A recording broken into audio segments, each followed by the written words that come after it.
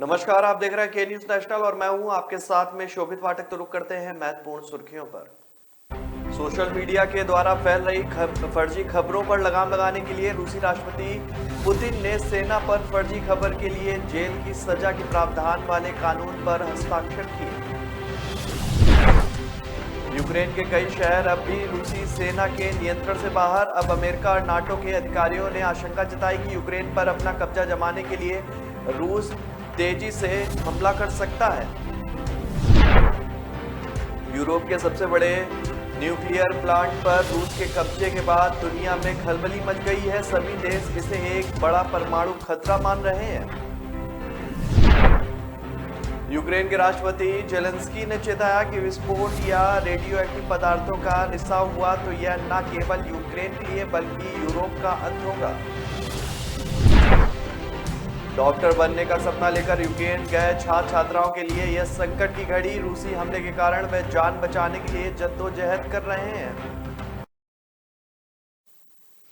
रूस यूक्रेन के बीच जंग का आज 10वां दिन है। रूसी सेना यूक्रेन पर चारों तरफ से आक्रमण कर रही है। लगातार दागी जा रही मिसाइलों से यूक्रेन पूरी तरह से ध्वस्त हो चुका है। इस बीच सोशल मीडिया के द्वारा फैल रही फर्जी खबरों पर लगाम लगाने के लिए रूसी राष्ट्रपति पुतिन ने सेना पर फर्जी खबर के लिए जेल की सजा के प्रावधान वाले कानून पर भी हस्ताक्षर कर दिए हैं।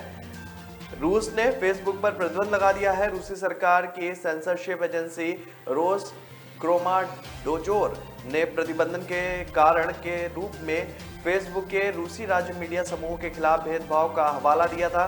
फेसबुक पर प्रतिबंध लगाए जाने के बाद वह कंपनी ने कहा है कि रूस विश्वसनीय जानकारियां ब्लॉक करके इससे लाखों लोगों को दूर करने के लिए काम कर रहा है। यूक्रेन और रूस के बीच चल रहे युद्ध के बीच पुतिन सोशल मीडिया पर भी लगाम लगा रहे हैं।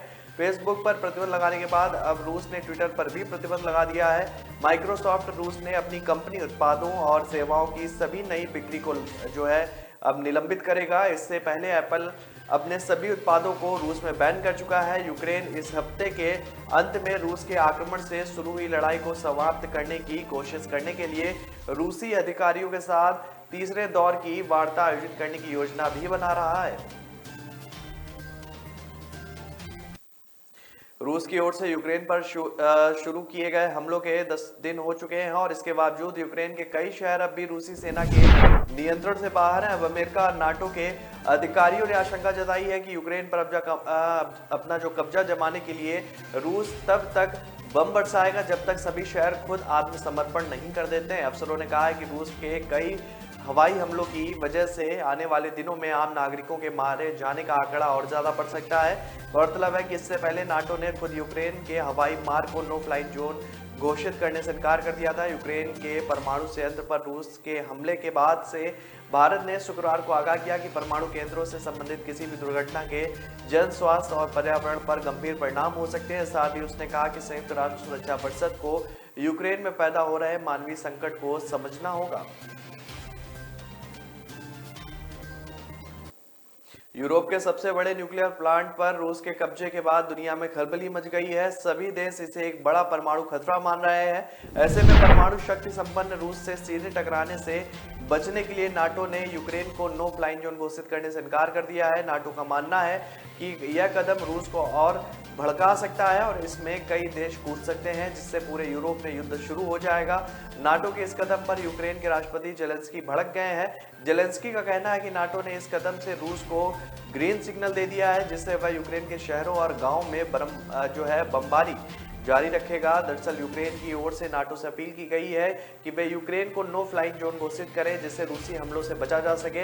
अमेरिकी विदेश मंत्री का भी कहना है कि यूक्रेन को नो फ्लाइंग जोन घोषित करने का मतलब है कि वहां पर रूसी हवाई जहाजों की घुसपैठ रोकने के लिए नाटो को अपने विमान भेजने पड़ेंगे। इससे पूरे यूरोप में युद्ध छिड़ जाएगा। रूस यूक्रेन के बीच छिड़ी जंग जो है वो अब 11वें दिन में पहुंच चुकी है और इस बीच रूस यूक्रेन के बहुत से हिस्से पर अपना कब्जा भी जमा चुका है। यहां तक कि शुक्रवार को उसने न्यूक्लियर प्लांट पर भी अपना कब्जा जमा लिया है। रूस के इस सबसे बड़े न्यूक्लियर प्लांट से यूक्रेन का करीब 25 से 30% ऊर्जा का उत्पादन होता था। रूस के इस कदम पर जेलेंस्की का कहना है कि न्यूक्लियर प्लांट पर कब्जा यूक्रेन के इतिहास उसके विकास को रोक सकता है। यूक्रेन ने रूसी सेना पर परमाणु ऊर्जा उत्पादन संयंत्र पर जो है शुक्रवार को हमला करने का आरोप लगाया। हमले से पहले संयंत्र के 6 में से एक रिएक्टर में आग लग गई थी। आग पर काबू पा लिया गया है, लेकिन यूक्रेन के राष्ट्रपति जेलेंस्की ने चेताया कि विस्फोट और रेडियो एक्टिव पदार्थों का रिसाव हुआ तो यह न केवल यूक्रेन के लिए बल्कि पूरे यूरोप का अंत होगा। प्लांट पर रूस ने पूरी तरह से नियंत्रण कर लिया है। यह साफ नहीं है कि संयंत्र पर कैसे हमला हुआ है। निकटवर्ती शहर नेहोतर के मेयर दमित्रोलाव का दावा है कि रूसी सेना के संयंत्र के निकट पहुंचने के बाद धमाके सुने गए हैं। बाद में दमित्रो को रूसी सेना ने बंधक बना लिया और इसके बाद परमाणु संयंत्र के प्रवक्ता आइंद्रेई तुज ने बताया कि एक रिएक्टर को नुकसान हुआ है। हालांकि खतरा नहीं है, लेकिन परमाणु विशेषज्ञ इसे लेकर जो है वो सजग हो गए। उन्होंने बताया कि यूरोप के सबसे बड़े परमाणु संयंत्र पर हमला खतरनाक हालात पैदा कर सकता है। बाइडेन ने रूस से आग्रह किया है कि वह विशेषज्ञों को संयंत्र का निरीक्षण करने दें। रूस के हवाई हमले ओक्ताइक इरका में एक बिजली उत्पादन संयंत्र जो है नष्ट हो चुका है। यहाँ 70 से अधिक यूक्रेनी सैनिकों की हमलों में मारे जाने की भी जो है खबर मिली है। संयंत्र में यूरेनियम ईंधन की रॉड को ठंडा करने के लिए पानी पहुंचाया जाता है। अगर बिजली ना हो तो डीजल जनरेटर उपयोग करते हैं। जनरेटर बंद हुए या डीजल खत्म हुआ तो पानी की सप्लाई रुकेगी, जिससे जापान के फुकुशिमा संयंत्र में समान धमाका भी संभव है। सिडनी विश्वविद्यालय के प्रोफेसर डेविड फ्लेचर के अनुसार रिएक्टर बंद करके भी किसी को नहीं बचाया जा सकेगा। कूलिंग सिस्टम रिएक्टर बंद होने पर भी जरूरी होता है कि IAEA ने कहा है कि रिएक्टर में क्षति नहीं मिली है। रूस के कब्जे के बाद यहां रेडियो एक्टिव सुरक्षित सीमा में है।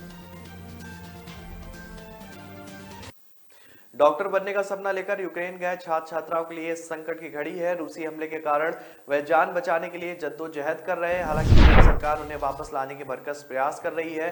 पोलैंड, रोमानिया और अन्य देशों के रास्ते उन्हें अपने वतन लाया जा रहा है। यूक्रेन को भी जो है बड़ी संख्या में वहां शरणार्थी हैं, जिन्हें वापस लाने का भारत सरकार लगातार जो है वो काम कर रही है। अब छात्रों को चिंता सता रही कि उनके भविष्य का क्या होगा। यूक्रेन संकट के बीच मेडिकल छात्र छात्राओं का भविष्य दांव पर लग गया है। इस स्थिति में हंगरी और पोलैंड उनकी मदद के लिए आगे आए हैं। खार्किव, कीव और अन्य शहरों में फंसे भारतीय विद्यार्थी जैसे ही सीमा पार करते हैं तो उनके मोबाइलों पर अलग अलग मेडिकल कॉलेज व यूनिवर्सिटी के संदेश आने लगते हैं। उन्हें अधूरी पढ़ाई का पूरा कराने का भरोसा दिया जा रहा है। एयरपोर्ट पहुंचे भारतीय छात्राओं ने भविष्य की चुनौतियों से जुड़े सवालों पर हंगरी और पोलैंड से मिले ऑफर का जिक्र किया है। छात्रों का कहना है कि भारत सरकार से पहले दूसरे देशों को हमारी चिंता होने लगी है। अभी तक भारत सरकार ने हमारी पढ़ाई को लेकर कोई भी निर्णय नहीं लिया है, लेकिन हंगरी और पोलैंड के मेडिकल कॉलेज उन्हें अपने यहाँ पढ़ाई के लिए बुलाने लगे हैं, वह भी बिना किसी शर्त के।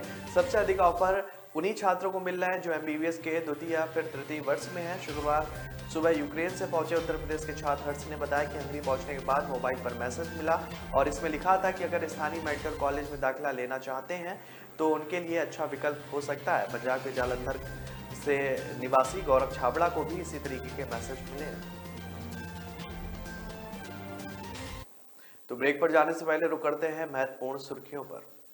सोशल मीडिया के द्वारा फैल रही फर्जी खबरों पर लगाम लगाने के लिए रूसी राष्ट्रपति पुतिन ने सेना पर फर्जी खबर के लिए जेल की सजा के प्रावधान वाले कानून पर हस्ताक्षर किए।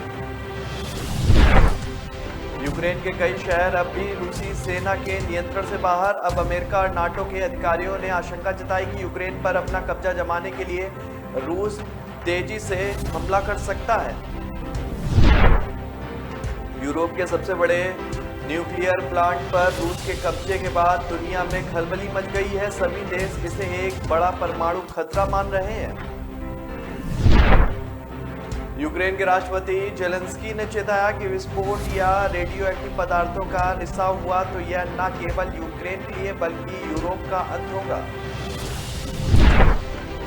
डॉक्टर बनने का सपना लेकर यूक्रेन गए छात्र छात्राओं के लिए यह संकट की घड़ी। रूसी हमले के कारण वे जान बचाने के लिए जद्दोजहद कर रहे हैं। न ऐश का न द्वेष का, यह दंगल है देश का।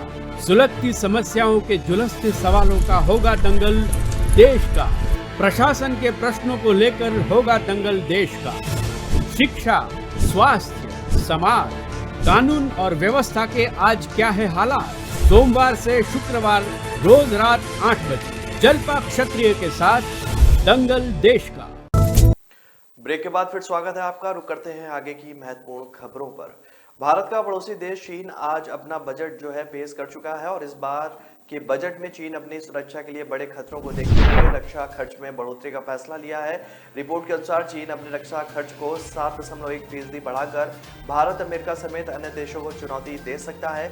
चीन सरकार ने वित्त वर्ष 2022 के लिए 17.57 लाख करोड़ रुपए का बजट प्रस्तावित किया है, जो कि सालाना वृद्धि पर 7.1% है। प्रधानमंत्री ली केकियांग द्वारा प्रस्तुत मसौदा बजट प्रस्तावों के हवाले से इसकी जानकारी भी दी गई है। भारत से तुलना की जाए तो यह वृद्धि 2022 के लिए भारत के 5.25 लाख करोड़ के रक्षा बजट से 3 गुना अधिक है। चीन द्वारा रक्षा खर्च में बढ़ोतरी के बाद आवश्यकता जताई जा रही कि यह भारत के लिए खतरा बन सकता है। दरअसल चीन हर साल रक्षा बजट में छापा करता है। रक्षा बजट में वृद्धि के बाद चीन LAC पर सैन्य कर्मियों की संख्या में बढ़ोतरी कर सकता है और अवैध घुसपैठ को भी अंजाम देने की कोशिश कर सकता है। पिछले साल चीन का रक्षा खर्च पहली बार 15,000 अरब रुपए को पार कर गया था। चीन की संसद में प्रस्तुत अपनी कार्य रिपोर्ट में चीनी प्रधानमंत्री ली पीपुल्स लिबरेशन आर्मी से व्यापक युद्ध तैयारी को गहरा करने का उन्होंने आह्वान किया। उन्होंने कहा कि PLA को देश की संप्रभुता, सुरक्षा और विकास हितों की रक्षा के लिए दृढ़ और लचीले तरीके से सैन्य संघर्ष की जरूरत है। ली ने कहा है कि पूर्वी लद्दाख में गतिरोध और अमेरिका के साथ उसके बढ़ते राजनीतिक और सैन्य टकराव के बीच इस साल के रक्षा बजट में चीन की वृद्धि की गई है। चीन के पास अमेरिका के बाद दुनिया का दूसरा सबसे बड़ा रक्षा बजट है।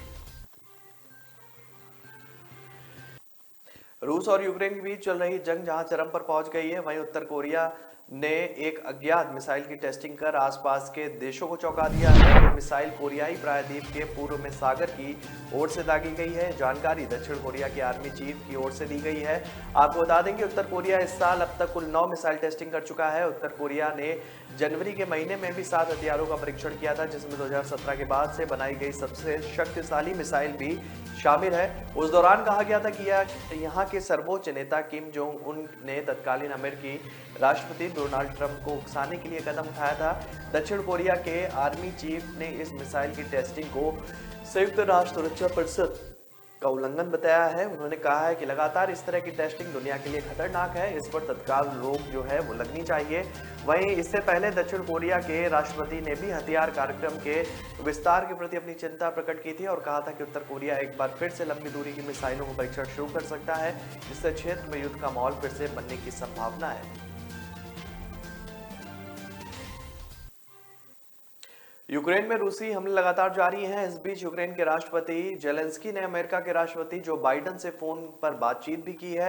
यूक्रेन के राष्ट्रपति जेलेंस्की ने घोषणा की है कि उन्होंने रूस के खिलाफ वित्तीय सहायता और प्रतिबंधों पर चर्चा करने के लिए रविवार को अपने अमेरिकी समकक्ष जो बाइडेन के साथ फोन पर बात की, क्योंकि उनका देश रूसी सैनिकों की तरफ से गंभीर हमले का सामना कर रहा है। यूक्रेन के राष्ट्रपति जेलेंस्की ने ट्वीट कर जानकारी दी है। बातचीत के एजेंडे में सुरक्षा के मुद्दे, यूक्रेन के लिए आर्थिक सहायता और रूस के खिलाफ कड़े प्रतिबंधों को जारी रखना भी शामिल था। यूक्रेनी नेता वीडियो कॉन्फ्रेंसिंग के जरिए अमेरिकी सांसदों को संबोधित किया और इस दौरान जेलेंस्की ने संकटग्रस्त देशों को मदद देने और रूसी तेल आयात को ब्लैकलिस्ट करने का आग्रह भी किया था। यूक्रेन के नेता के साथ वीडियो कॉल के जरिए बातचीत में अमेरिकी सांसदों ने अतिरिक्त $10 अरब की सहायता पैकेज का वादा किया है, लेकिन व्हाइट हाउस ने अब तक तेल प्रतिबंध से इनकार कर दिया है। माना जा रहा है कि इससे कीमतों में बढ़ोतरी होगी और रिकॉर्ड मुद्रास्फीति से पहले ही अमेरिकी उपभोक्ताओं को नुकसान भी होगा। पश्चिमी सहयोगियों की ओर से यूक्रेन में हथियार, गोला बारूद और आर्थिक मदद की गई। अमेरिका समेत दुनिया के कई देशों ने 24 फरवरी से शुरू हुए रूसी हमले के खिलाफ यूक्रेन को समर्थन और मजबूती देने के लिए व्यापक प्रतिबंध भी लगाए हैं। चुनावी चक्रव्यूह के अंतिम द्वार पर सेनाएं आकर खड़ी हो गई हैं। जातीय समीकरणों में उलझे चुनाव में परिदृश्य पूरी तरह से साफ नहीं है। दावे तो बहुत हैं, यह भी सच है कि दिल की धड़कनें सबकी बढ़ी हुई हैं। कुल मिलाकर परिस्थितियां ऐसी ही हैं कि करो या मरो की स्थिति सामने है।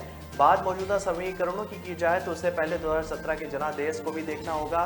उनके निहितार्थ को बदले समीकरणों के हिसाब से समझना पड़ेगा। कड़ी से कड़ी जोड़ने से स्पष्ट होगा कि चुनौती कैसी है और कितनी है। 2017 की बातें इसलिए अहम है क्योंकि इससे पहले कालखंड से पूर्वांचल के इन जिलों को सपना का गढ़ माना जाता रहा है। 2017 में भगवा बयार ऐसी चली कि इस किले का ज्यादातर हिस्सा बिखर गया। कई जिलों में भाजपा आगे रही तो कुछ में सपा का वर्चस्व कायम रहा। हवा ऐसी बही कि सपा मात्र 11 सीटें ही जीत पाई थी, जबकि भाजपा 29 और सहयोगी के रूप में अपना दल ने 3, सुभाषपा ने 4 और 1 सीट निषाद पार्टी के हिस्से में आई थी। इस प्रकार भाजपा गठबंधन ने कुल 37 सीटें जीतकर सपा को उसके ही गढ़ में करारी शिकस्त देकर अपना परचम फहराया था।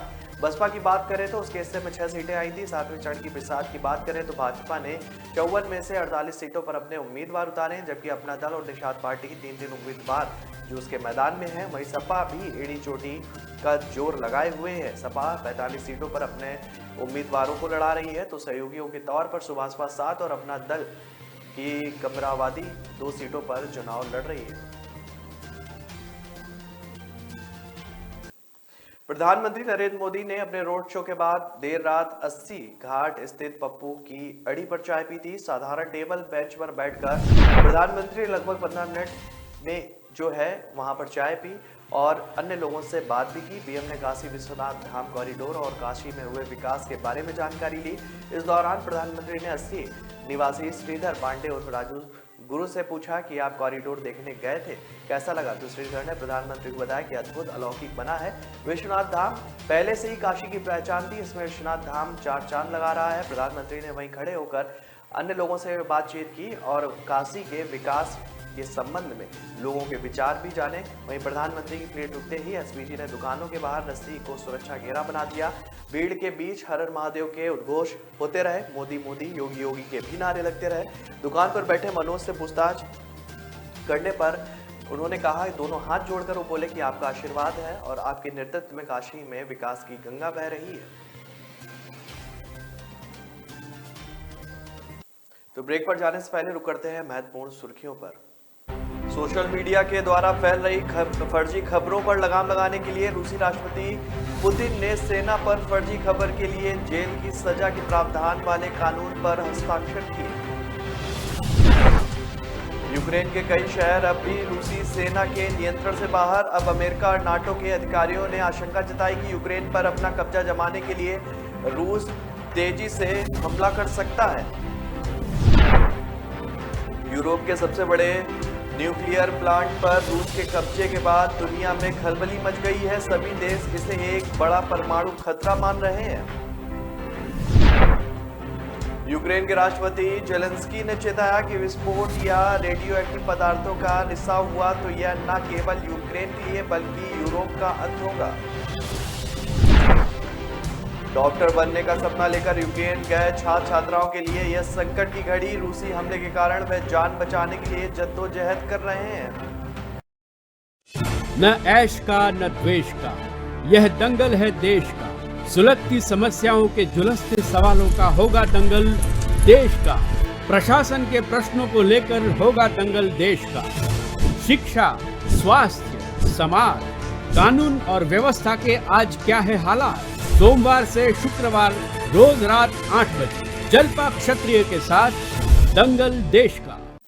ब्रेक के बाद फिर स्वागत है आपका। रुक करते हैं आगे की महत्वपूर्ण खबरों पर। भारतीय आयुर्विज्ञान अनुसंधान परिषद के वैज्ञानिकों ने अंतर्राष्ट्रीय यात्रियों की निगरानी को सबसे ज्यादा जरूरी बताया है। इनका कहना है कि इसके जरिए कोरोना वायरस के और भी वेरिएंट देश में प्रवेश कर सकते हैं। वैज्ञानिकों ने हाल ही में दिल्ली और मुंबई में वायरस के ईटा वेरिएंट की मौजूदगी का भी पता लगाया है, जो विदेश से आने वाले के लोगों के साथ साथ समुदाय स्तर पर भी मरीजों में पाया गया है। इन वेरिएंट में एंटीबॉडी पर हमला करने वाला म्यूटेशन भी देखने को मिला है। पुणे स्थित इंडियन इंस्टीट्यूट ऑफ वायरोलॉजी, नई दिल्ली स्थित आईसीएमआर और दिल्ली हवाई अड्डे पर कोरोना की जांच करने वाले जेनेट्रिंग डायग्नोस्टिक के संयुक्त अध्ययन में कोरोना की ईटा वेरिएंट के बारे में पता चला है। इसके मुताबिक दिल्ली और मुंबई हवाई अड्डे पर 212 लोगों के सैंपल एकत्र किए गए थे और इसमें 146 विदेश यात्रा से जुड़े हुए थे, जबकि 66 मरीजों की ट्रैवल हिस्ट्री नहीं थी।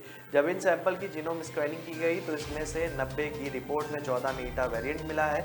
जिन लोगों में यह वेरिएंट मिला है वे यूएई, दक्षिण अफ्रीका, कतर, नाइजीरिया, सूडान इत्यादि देशों से आए थे। इसके अलावा 2 और सैंपल में यह वेरिएंट मिला है जिनकी ट्रैवल हिस्ट्री पता नहीं है। यह दोनों ही सैंपल मुंबई हवाई अड्डे के बाहर से लिए गए हैं। एनआईवी की वरिष्ठ वैज्ञानिक डॉक्टर प्रज्ञा यादव के अनुसार भारत में पहली बार ईटा वेरिएंट की पुष्टि फरवरी 2021 में हुई थी। अभी तक यह वेरिएंट विश्व स्वास्थ्य संगठन की ओर से चिंताजनक श्रेणी में रखा गया है। दुनिया के 85 देशों में इसकी मौजूदगी का पता चला है। हालांकि भारत में अब यह समुदाय और विदेशी यात्रा दोनों में ही देखने को मिल रहा है। मध्य प्रदेश के मुख्यमंत्री शिवराज सिंह चौहान इन दिनों यूपी के चुनाव अभियान में स्टार प्रचारक की भूमिका में है और अपनी चुनावी सभाओं में वे अखिलेश यादव के प्रहार कर रहे हैं। प्रचार के अंतिम चरण में वे तूफानी दौरे कर रहे हैं। शुक्रवार को ओबरा में चुनावी सभा कर हेलीकॉप्टर से लखनऊ एयरपोर्ट पर उतरने के तत्काल बाद राजकीय विमान से उन्हें भोपाल जाना था।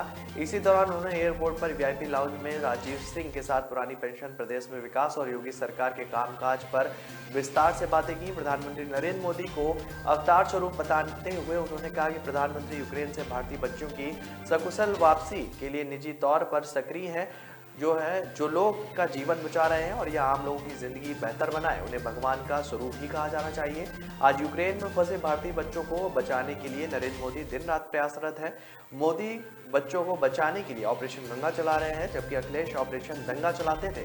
कोविड काल में भी दुनिया भर में फंसे भारतीयों को स्वदेश लाया गया। कोरोना की रोकथाम के लिए वैक्सीन पर भी काम किया गया। देश भर के लोगों को मुफ्त वैक्सीन की सुविधा दी गई। संकट में फंसे लोगों को मुफ्त राशन भी दिया गया। योगी आदित्यनाथ ने भी सांप्रदायिकता की आग में प्राय जलने वाले उत्तर प्रदेश को दंगा मुक्त राज्य बनाया है। ये सभी भाजपा की डबल इंजन की सरकार में भी वो संभव हो पाया है।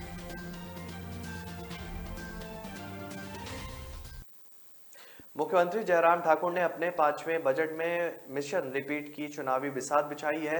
राज्य के बजट अनुमानों में हमेशा की तरह इस बार आमदनी 98 और खर्चा रुपया इस कहावत को भी चरितार्थ देखा गया है। यहाँ कर्ज लेकर और केंद्र की बैसाखी के सहारे उन्होंने घाटे के इस बड़े बजट में राज्य के सभी वर्गों को लक्षित किया है। कुल राजस्व घाटा 3,903 करोड़ रुपए का अनुमानित है। सकल घरेलू उत्पाद के 4.98% राज्य को सी घाटे से साफ है कि वित्तीय वर्ष 2022-23 के इस बजट को लागू करने के लिए 9,602 करोड़ रुपए का नया कर्ज लेना होगा और इससे अगले मार्च तक हिमाचल 75,000 करोड़ रुपए के कर्ज में डूब जाएगा। वर्तमान जयराम सरकार का कार्यकाल पूरा हो रहा है, तो इसी साल अक्टूबर के बाद हिमाचल प्रदेश विधानसभा चुनाव है। ऐसे में बजट में चुनावी छाप का होना स्वाभाविक है, लेकिन इससे जयराम इस लोक लुभावन बजट से पिछली वीरभद्र और धूमल सरकारों के रिपीट नहीं कर पाने का ट्रेंड को तोड़ पाएंगे। यह भविष्य के गर्भ में साफ है कि जयराम ने इस बजट को हर वर्ग को थोड़ा थोड़ा ही सही लेकिन वित्तीय लाभ देने पर ही लक्षित किया है। सोनभद्र जिले में बड़ा हादसा हुआ है। विधानसभा चुनाव कराने गए सुरक्षा बलों को लेकर आ रही रोडवेज की बस रात वाराणसी हाईवे पर मारकुंडी घाटी में अनियंत्रित होकर पलट गई। हादसे में बस सवार सीआरपीएफ के एक जवान की मौके पर ही मौत हो गई, वहीं 8 अन्य गंभीर रूप से घायल हो गए। जिला अस्पताल में प्रारंभिक उपचार के बाद तीनों घायलों को वाराणसी रेफर कर दिया गया है। खुर्जा डिपो की बस में सवार होकर सीआईएसएफ के जवान सोनभद्र आ रहे थे। रात करीब 2 बजे हाईवे पर स्थित मारकुंडी घाटी में बस अनियंत्रित होकर सड़क के नीचे चली गई। हादसे में बस सवार जवानों को गंभीर चोटें आई हैं। राहगीरों ने घटना की जानकारी सदर कोतवाली पुलिस को मौके पर ही दी। मौके पर पहुंची पुलिस ने अन्य लोगों की मदद से सभी जवानों को सुरक्षित बाहर निकालकर जिला अस्पताल भिजवाया, जहां चिकित्सकों ने कांस्टेबल कृष्णवीर सिंह पुत्र जोगेंद्र सिंह ग्राम सलोनी थाना बहादुरपुर गाजियाबाद को मृत घोषित कर दिया। घायलों में सीआईएसएफ यूनिट के एचपीसीएल विशाखापट्टनम के कांस्टेबल बालकृष्ण निवासी अन्य के साथ में अन्य लोग भी घायल हैं, जिनका अस्पताल में इलाज किया जा रहा है। मेरठ में सुबह दौराहा स्टेशन पर सहारनपुर से दिल्ली जा रही पैसेंजर ट्रेन के 2 कोच में भीषण आग लग गई। जैसे ही धमाके के साथ कोच में धुआं उठना शुरू हुआ, यात्री कोच से बाहर आने लगे। रेलवे के अधिकारियों ने प्रथम दृष्टया शॉर्ट सर्किट होने से कोच में आग की बात पर विचार किया है। गनीमत यह रही कि ट्रेन दौराला स्टेशन में खड़ी थी। दौराला स्टेशन पर सुबह 7 बजे ट्रेन पहुंची। रोजाना की तरह दैनिक यात्री ट्रेन आने का इंतजार कर रहे थे। इस ट्रेन से काफी संख्या में दिल्ली नौकरी पेशा यात्री सफर करते हैं। कोच में आग लगने पर तुरंत ही यात्रियों ने अन्य कोच से बाहर निकालना शुरू कर दिया। हालांकि कोच में आग पूरी तरह फैल गई थी और आग बुझाने के इंतजाम नहीं हो पाए थे। दौराला स्टेशन पर सहारनपुर दिल्ली पैसेंजर में आग लगने के बाद दिल्ली मेरठ रूट भी प्रभावित हो गया। सुबह के समय कई महत्वपूर्ण ट्रेन वाया मेरठ होकर देहरादून और दिल्ली के लिए जाती हैं। सबसे महत्वपूर्ण ट्रेन दिल्ली से देहरादून के बीच चलने वाली शताब्दी है। शताब्दी को मेरठ सिटी स्टेशन पर रोका गया। वहीं इसके अलावा जम्मू से चलकर वाया मेरठ होकर दिल्ली जाने वाली शालीमार एक्सप्रेस को सकौती स्टेशन पर रोका गया। वहीं प्रयागराज से चलकर वाया मेरठ सहारनपुर को जाने वाली नौचंदी एक्सप्रेस को भी सिटी स्टेशन पर ही रोक दिया गया। तो फिलहाल इस बुलेटिन में मेरे साथ इतना ही। आगे की खबरों के लिए बने रहिए के न्यूज नेशनल के साथ। तब तक के लिए नमस्कार। सोशल मीडिया के द्वारा फैल रही फर्जी खबरों पर लगाम लगाने के लिए रूसी राष्ट्रपति पुतिन ने सेना पर फर्जी खबर के लिए जेल की सजा के प्रावधान वाले कानून पर हस्ताक्षर किए। यूक्रेन के कई शहर अब भी रूसी सेना के नियंत्रण से बाहर। अब अमेरिका और नाटो के अधिकारियों ने आशंका जताई कि यूक्रेन पर अपना कब्जा जमाने के लिए रूस तेजी से हमला कर सकता है। यूरोप के सबसे बड़े न्यूक्लियर प्लांट पर रूस के कब्जे के बाद दुनिया में खलबली मच गई है। सभी देश इसे एक बड़ा परमाणु खतरा मान रहे हैं। यूक्रेन के राष्ट्रपति जेलेंस्की ने चेताया कि विस्फोट या रेडियो एक्टिव पदार्थों का रिसाव हुआ तो यह न केवल यूक्रेन के लिए बल्कि यूरोप का अंत होगा।